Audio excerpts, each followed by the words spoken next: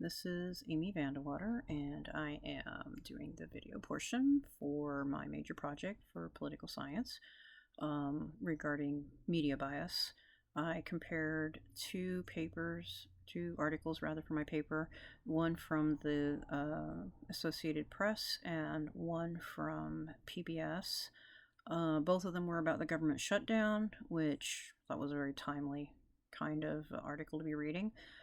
The PBS article I really found to be quite more balanced, and except for a couple of places where they linked to another article that seemed a little iffy in the sense of bias, because it was somebody denouncing Trump for failing to stop the shutdown, for instance. However, it was clear at the same time that that was an opinion, that was a quote from someone, so I guess on balance that makes it relatively unbiased. Also, the PBS article I found, they interviewed more people, different people, for instance, independents particularly, and they did quote a Democrat and Republican, even if they failed to say who the people were that were stating the quotation in question. So I found that very interesting as well. I'm not 100% sure that the independent part is completely unbiased, solely because I'm not sure how much, for instance, I guess, impact an independent would have in our political system. That's something to be probably addressed another day. However, the article itself seemed less sensationalist. It didn't have a lot of language that would lead me to believe they were trying to make me think one way or the other. They presented the statistics fairly accurately, as far as I could tell. They presented, more importantly, the data that they got their statistics from. And you could find it and look at it and view it over yourself and check out if you thought it was reasonable or not, which makes me much more likely to believe them as a news source, let's say. Meanwhile, I learned the AP article was, honestly, I thought it was an opinion piece. I kept looking at it, and it said politics. It said it was politics, and it did give a lot of information, but it gave it in a very biased way. Without stating my political preference, I'm going to say that this was strongly pro-democratic and very anti-Republican. He did not interview any Republicans except one. He listed the White House spokesperson,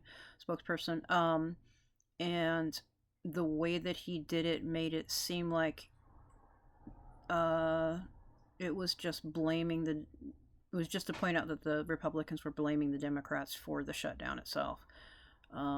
Also, I was really kind of shocked by placement. The sensationalist words was one thing. That's really fairly easy to recognize. That's language, you see it, but subtly they had pictures in place that at first I thought were completely inappropriate, because one was from 2019, and so the date was an issue, and he was presenting it, I thought, as if there was no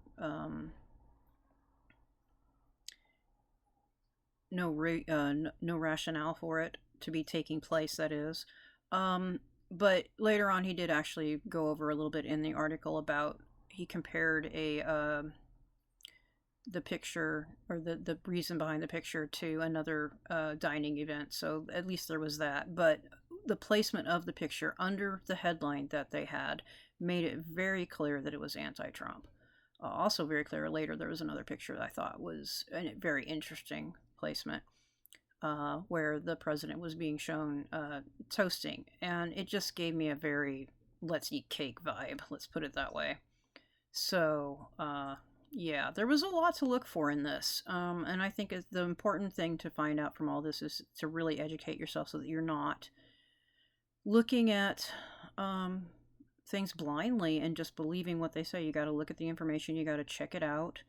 And the underlying way to look for biases was very helpful, because while I may have saying, oh, this guy is clearly pointing to emotions or trying to make you feel a certain way, there's, you know, having a name for that, that's a slant the way he's doing it, or he's spinning it a certain way. It makes it a lot easier to talk about, I find. So, yeah.